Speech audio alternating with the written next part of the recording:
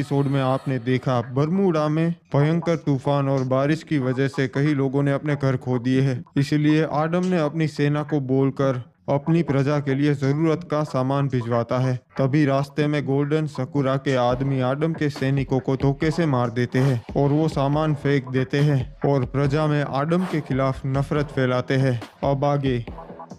महाराज, आपने जो काम दिया था वो हमने कर दिया है।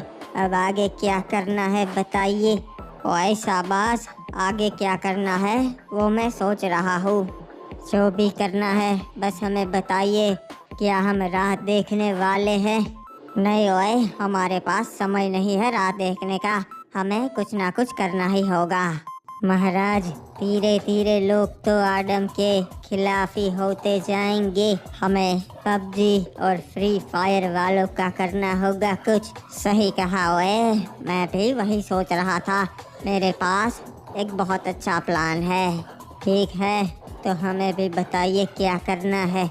हमें उस विक्टर दादा और आडम को एक दूसरे के खिलाफ करना है। तुम लोगों को बस आडम के सैनिकों का भेष बदलकर विक्टर दादा के राज्य के लोगों को मारना है। उसके बाद विक्टर भी चुप नहीं बैठेगा और धीरे धीरे उनकी लड़ाई शुरू हो जाएगी।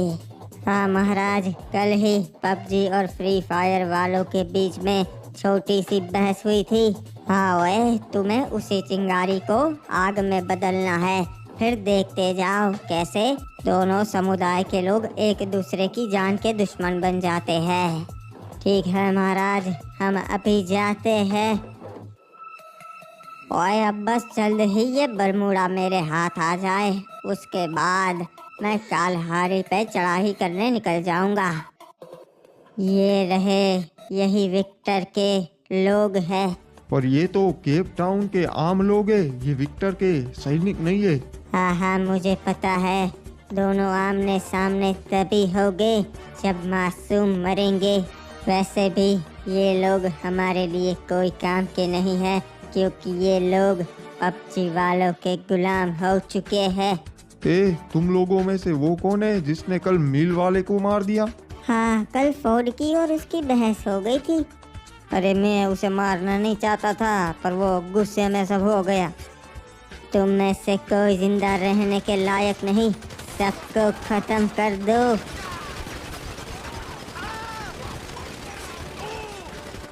अरे ये क्या हो रहा है?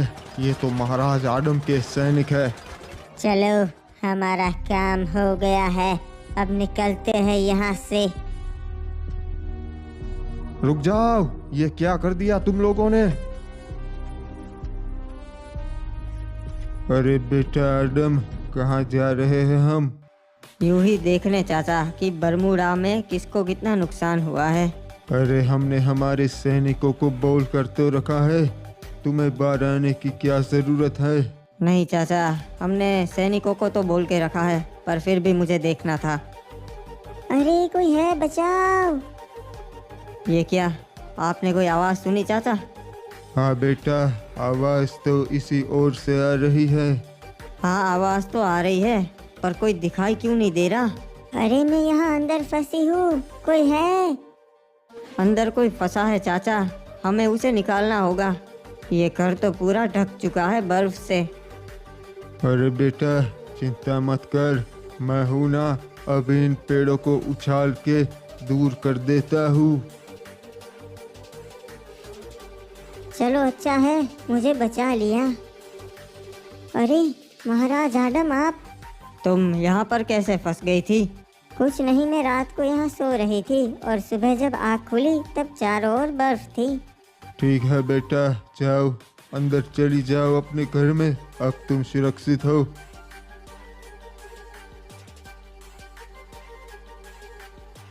रे भाई, के हो गया? क्यों दौड़े दौड़े आ रही है सो? क्या बताऊँ विक्टर दादा, महाराज आडम के सैनिक आए थे और उन्होंने हमारे आम लोगों को मार दिया।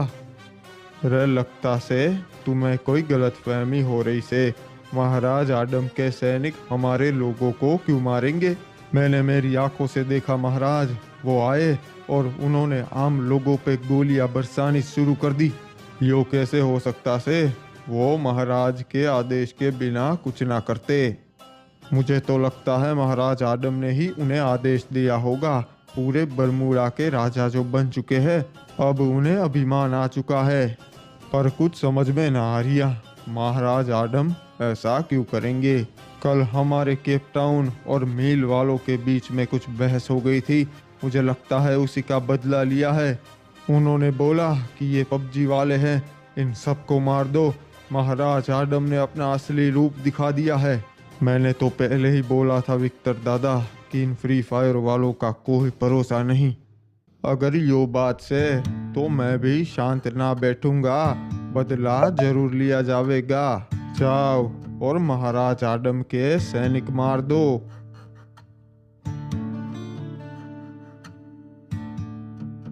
मुझे तो शक हो रहा है। तुम्हें लगता है कि ये गोल्डन सकुरा पे भरोसा किया जा सकता है? भरोसा तो किया जा सकता है, क्योंकि हम दोनों का लक्ष्य एक ही है। वो बरमूडा पे राज करना चाहता है और मैं आडम को मारना चाहता हूँ। कहीं वो बरमूडा का राजा बनने के बाद हमारे खिलाफ ना हो जाए, मुझे तो डर है। वो हमारे खिलाफ कभी नहीं हो सकता, क्योंकि उसे भी हमारी जरूरत है और हम उसके वफादार बन के रहेंगे। बरमूडा में राज वो कर रहा होगा और चल हमारी रही होगी। ये बात मुद्दे के कहे, अब बस उसके प्लान के मुताबिक सब कुछ हो रहा है। आखिर क्या प्लान बना रहा है वो, और उसने क्या किया? आडम ने अपने लोगों के साथ मदद भेजी थी और उसके सैनिकों ने सब छीनकर पानी में डाल दिया और लोगों को कुछ ना मिला। मतलब लोगों में आडम के खिलाफ नफरत फैला रहा है वो। और क्या किया उसने? फ्री फायर और पबजी वालों के बीच में लड़ाई करवा रहा है वो। मान गए, दिमाग तो है उसमें। अगर मैं उसकी जगह होता तो बिल्कुल यही करता। हाँ, उसने किया तो है। अब बस प्लान काम कर जाए और आगे कोई खबर आएगी तो मैं आपको बता दूंगा। ठीक है, जाओ और आडम और गोल्डन सकुरा पर नजर रखो। मैं जानना चाहता हूँ कि दोनों क्या कर रहे हैं। बर्फ की वजह से जे सैनिकों को बहुत दिक्कत हो रही है। लोग बीमार पड़ रहे हैं जी। हमें अपनी सेना को भी महफूज रखना पड़ेगा। ये रहे महाराज आडम के सैनिक।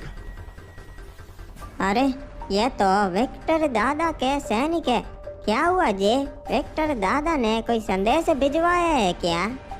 हाँ, संदेश तो भिजवाया है, पर बदले का। हम कुछ समझे नहीं जी। क्या हुआ? आखिरकार बात क्या है? मैं समझाता हूँ, खत्म कर दो इन्हें।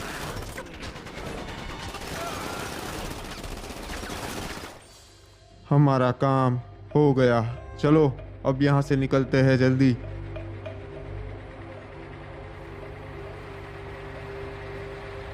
थोड़ी थोड़ी धूप निकल रही है, जल्द ही ये बर्फ भी पिघल जाएगी और बरमूडा के ऊपर से बहुत बड़ी मुसीबत चली जाएगी।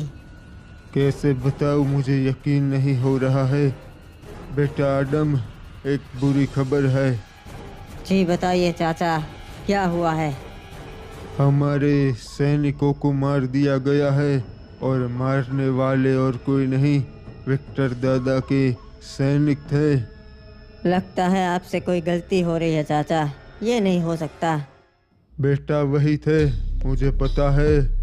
मेरी तरह तुम्हें भी यकीन नहीं हो रहा, पर लोगों ने बताया विक्टर दादा के सैनिक आए और हमारे सैनिकों को मार कर चले गए। पर वो ऐसा क्यों करेंगे? कोई तो वजह होगी। मुझे लगता है दोनों के बीच में बहस हो गई होगी। ऐसा कुछ नहीं हुआ था बेटा, बस वो आए और हमारे सैनिकों को मार कर चले गए। विक्टर दादा हमारे खिलाफ बगावत करना चाहता है। पर वो ऐसा क्यों करेंगे? मैंने तो फ्री फायर और पबजी वालों की आपस की नफरत को ख़त्म किया था, फिर भी। हाँ बेटा, मुझे लगता है उन्हें पसंद नहीं आया कि तुम पूरे बरमूडा के राजा बन चुके हो। अगर ऐसी बात है तो हमें अभी विक्टर दादा से मिलने जाना होगा। चलिए।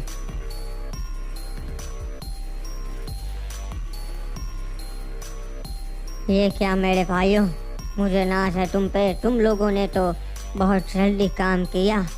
हाँ, और ये तुम्हारा ही तो सुझाव था सरदार। इस बड़ी सी दीवार से हमारा कबीला दुश्मनों से बचा रहेगा।